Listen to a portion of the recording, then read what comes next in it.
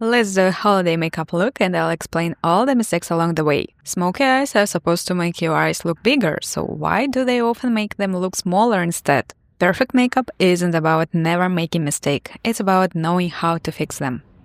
As usual, we'll do one side with mistakes and the other with the correct application, showing how to fix the most common ones, okay? The mistake is applying foundation directly to the skin. Never plump it like that if you want a thin, lightweight layer. Remove that huge amount of foundation from the cheekbone. Always pump foundation onto the back of your hand first and then stamp it into the face, maybe about 6 dots. And honestly, even that is still too much for one cheek. Remember that drip for extra product, we will compare it with the other side of the face later. Now, spread it evenly with your fingers instead of the brush to prevent overloading it. And next, take a fluffy synthetic brush, or fewer mistakes if your tools aren't clean. And you can dab or you can swipe, blending it into the skin. This foundation is very easy to work with. Glow, wet, dewy, moisturizing, luminous, or radiant. They are beginner-friendly and forgiving. Now, don't pick up foundation directly from the drip on your hand. It blends the bristles unevenly and you can see how bristles just stick together. On the other side of the brush, there is a silicone sponge. Warm the foundation up on the back of your hand and stamp about 5 dots onto the face. That's more than enough, see? Your first touch should always be in the T-zone, where your pore area is. And that's where foundation absorbs the fastest. Then swipe downward toward the jawline to lay all the facial hairs flat against the skin. Don't swirl, okay? Just a few swipes and the cheek is perfectly covered, not too heavy.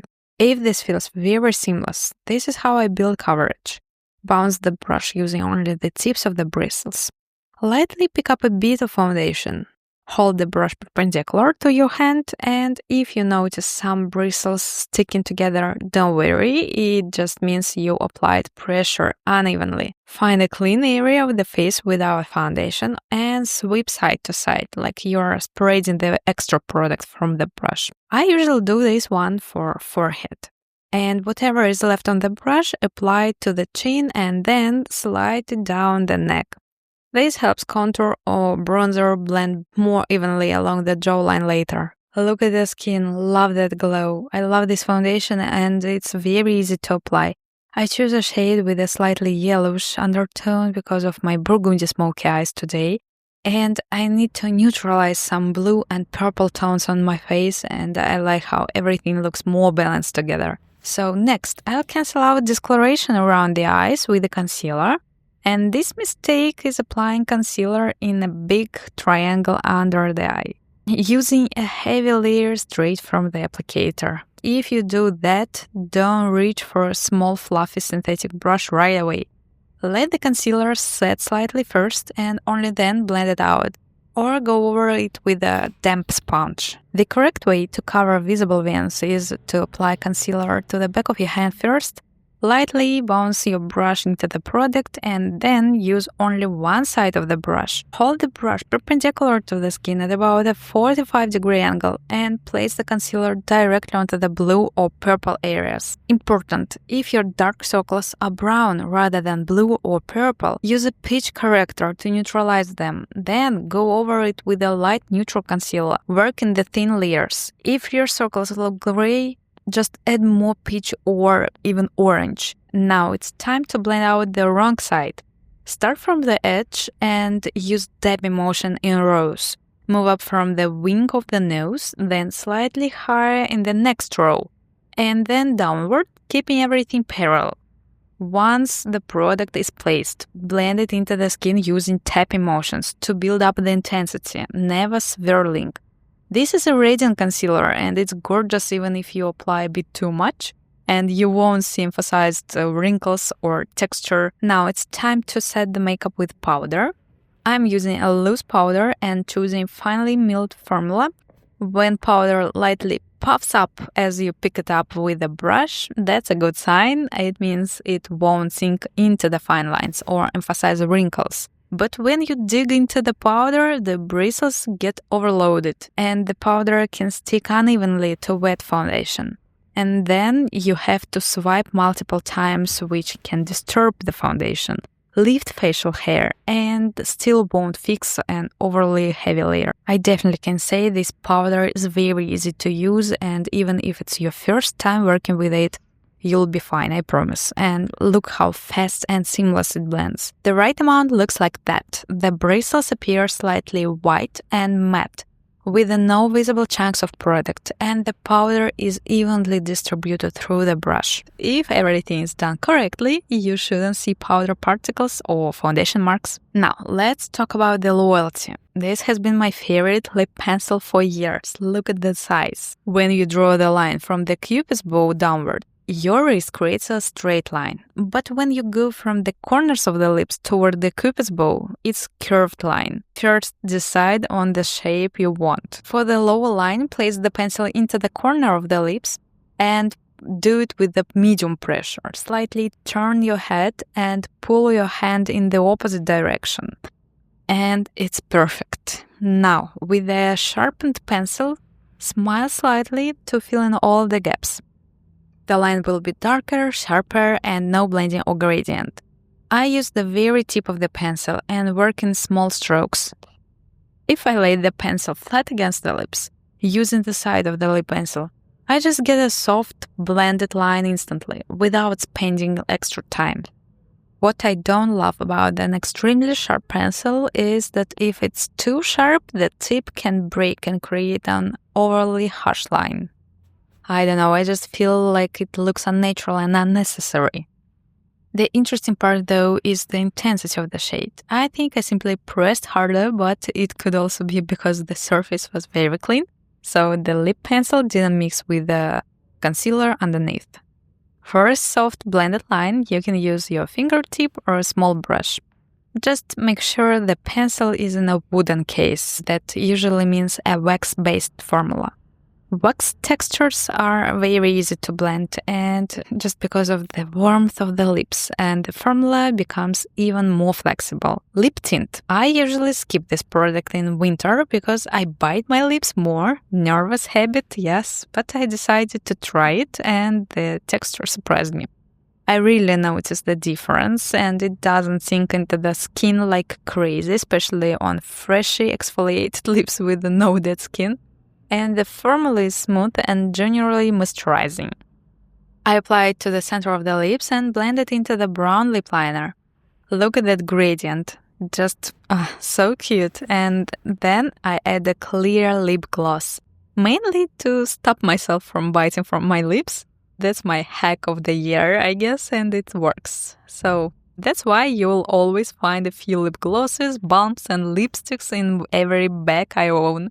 So as you can see, this one is already half used, and I love it because the texture is actually non-sticky. Now it's time for blush, and let's talk about placement. YSL blushes are very pigmented, so it's better to dab the product first into the back of your hand, and I'm showing, and only then go to the face. Usually we apply blush on the apples of the cheeks. So we smile, apply the blush, and then relax the face, and suddenly the placement drops down. That's actually not ideal, but let's leave it for now like that.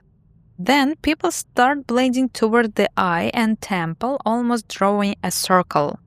Just because a color is darker or bolder doesn't mean it won't work. It works, perfectly works. You just have to stop blending and stop building the intensity of the shade.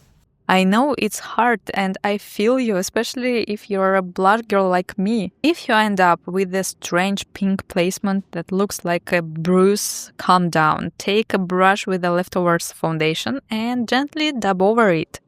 It turns into the most natural flush, like your cheeks after a long winter walk. No need to remove anything with micellar water. Much better. Okay, let's move on to the bronzer. If you're pale like me, most bronzers will look more orange on the skin. You can check my summer video with the same bronzer. I'm more tanned here, and the same bronzer looks like a natural shadow there, but not now. Find the line where your teeth meet. That line is perfect for that. This should be the lowest point of your blending. Find the deepest part of the cheekbone. It's usually not right at the hairline near the ear, it's more forward. Just analyze it and remember what you need to change next time. That's how you can improve the makeup skills. I know many of you apply bronzer or contour like this. It's not the worst technique for beginners, but if you are more advanced, it's better to read your own bone structure instead of copying viral videos, right? So also remember, when your face is relaxed, muscles shift, bone structure doesn't change, but how makeup sits on the skin does. Jawline. Press the brush, blend just under the bone, and softly bring it slightly onto the face. To fix the other side, just connect 3 parallel lines because we always work with the light and shadow together. And don't forget about the sides of the nose. Bring those natural shadow back. Eye makeup. So I'm using a creamy pencil. I love buttery texture because it's very easy to smooth and smudge everything. In a plastic case, it means that it just sets well. And I apply it to the back of my hand first, then I take a small sharp brush, pick up the product and draw a line following the lower lash line, connecting it to the upper lash line and fill in the triangle. Then you can change the wing direction depending on your mood and the eye shape, lifted, foxy, whatever you want. I also love adding depth to the inner corner. The eye instantly looks bigger because of you create an illusion of depth and a new eye shape. You can also add a bit of the tight line, just don't take space from the mobile lid.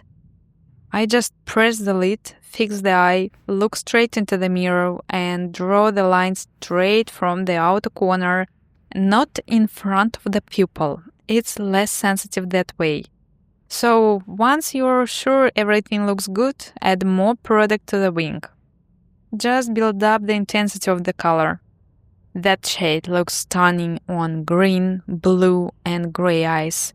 It really pops, but it's especially gorgeous on brown eyes. But what if you apply too many layers and the pencil doesn't set? It can transfer when you open the eyes. I know. If that happens, just remove the excess with your fingertip. And now, blending the easiest part. Blend side to side with the light pressure. No special technique needed. Just from side to side like I'm showing you. Apply the pencil to the waterline. See how the eye instantly looks smaller. That's because we haven't blended yet. And blending makes the eyes look bigger, even when you are using black color. Set the pencil with eyeshadows, just to prevent smudging and creasing. Set the pencil with eyeshadow. I mix red and dark brown, perfect for burgundy color. Mixing colors, customizing your own eyeshadow color is perfect for that, even if you don't have the burgundy eyeshadow. You can create it by yourself. You can even use a red blush from your makeup bag and mix it with a brown eyeshadow. Just remember, blush is usually less pigmented, so use more red and less brown. I love this palette, one of my favorites for fall season. And as we discussed before, if it feels like too much, stop at any step. Before the waterline, for example, it will be like the beautiful blended eyeliners. That's it. Finally, set the center of the lid with a powder. Take the same loose powder, pick it up with a concealer brush, and dab it onto the back of your hand first, just to prevent fallout. Apply it using dabbing motions, then softly swipe between the tail of the brows and the blending. Blend everything together, clean up the edges and add burgundy mascara or maybe black, up to you. I love this one. It doesn't give a cry illusion, it's perfect for depth, length and volume. And don't forget the lower lashes, they really open up the eyes. And finish the eye makeup with the brows. Lift the brow tail slightly higher to open up the eye area and create more space. Fill in spare areas, focusing mainly on the tail of the brow, and then brush everything through. Such a big difference. What do you think? I know, you'll probably say, without makeup is better, but New Year's Eve isn't about trends, it's about how you want to step into the new chapter. I'm ready for bold makeup, intense work, and interesting projects. So stay tuned and please share your thoughts about the YouTube channel. What would you like to change? What do you want to see more next year and maybe less of? So what topics are you interested in? Should I change the format, improve the lighting or quality, or add content beyond makeup, hair, skincare, comparisons, recreations, before and after educations? I don't know, maybe you have some new ideas for me. Everything. I'm here for you, and if you are not subscribed, tell me why, honestly. What's missing, more information or a different format? I really want to know. Quick recap. Brows. Fill in the tail of the brow, keeping space for blending. Make sure you're not dragging the skin or pulling out hairs. We still want that fluffy look. Tight line. Tilt your head back, gently press with your fingers just to expose the waterline and apply with a firm pressure. Make the line slightly wider at the outer corner. Switch to the brush, draw a thinner liner and smudge the tip. Pick up more pencil and build up intensity. Then set it with a dark brown or even black eyeshadow for extra depth, or keep going with a red and brown mix.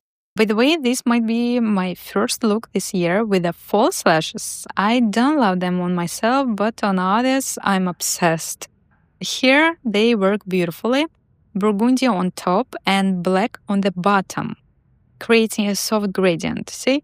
These lashes are from a store near my home, so I don't have any links for that. I'm sure you can find something similar online. Well, smudge the line side to side with whatever products is left on the brush, and then apply a thick layer of the Burgundy mascara. It really opens up the eyes, and you can also compare both eyes with the false lashes and without. So lashes are always a good idea for hooded lids. I blink into the one quite a bit just to build up enough mascara for a dramatic look. Love it. If you get any mascara smudges, just remove them and only then apply powder. Fix the lids. Clean up the blending around the eyes as well, and look at that. Such a huge difference. Now, look at the proportions of my face. I know it looks crazy. Okay, stretch the skin slightly with your pinky and apply a burgundy pencil to the waterline. Smudge it with a brush. And how wide should the blending be? So find the outer corner of the eye and divide the space into 3 equal parts. About 30% should be blended. If more blending works for you and still feels comfortable, go for it. Blending is what makes the eyes look bigger. And don't forget about the lower lashes. Add mascara. And look at the result. Do we love this party makeup look? I hope yes. It's perfect for hooded eyes. It changes the eye shape by reshaping the lower lid, while leaving the hood almost untouched so the makeup doesn't look heavy. So let me know in the comments what would you change about my videos or the channel. This is my last YouTube video of the year. See you in 2026. Happy holidays. I wish you health, love and happiness. No matter what you are feeling, confident, cute, happy or sad, makeup is just a small part of the life, but it can help enhance every emotion. And I'm here to help you figure out how to do it your best way. So thank you so much for watching and thank you for being here all the year. Happy holidays. Bye. See you next year.